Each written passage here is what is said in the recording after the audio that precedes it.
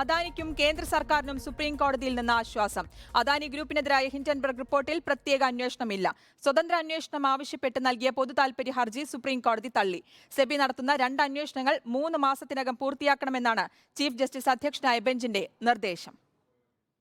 Supreme കോടതി വിധിയുടെ വിശദാംശങ്ങൾ ഇങ്ങനെ: സെബിയുടെ നിയന്ത്രണാധികാരങ്ങളിൽ ഇടപെടാനില്ല. ചട്ടങ്ങളനുസരിച്ച് സെബി തന്നെയാണ് അന്വേഷണം നടത്തേണ്ടത്. ഇതിന്മേൽ നീതിന്യായ പരിശോധന പരിമിതമാണ്. സെബി 24 വിഷയങ്ങളിൽ അന്വേഷണം നടത്തി.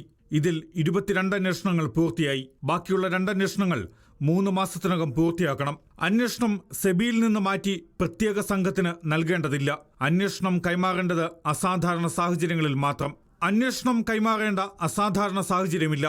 ഓഹരി വിപണിയിൽ ക്രമക്കേട് നടന്നുവെങ്കിൽ സെബിക്ക് നടപടി സ്വീകരിക്കാം. നിക്ഷേപകരുടെ താൽപര്യം സംരക്ഷിക്കണം. ഇതിനായി കേന്ദ്ര സർക്കാരും സെബിയും നടപടി സ്വീകരിക്കണം. സെബി നടത്തുന്ന അന്വേഷണത്തെ സംശയിക്കാനാവില്ല.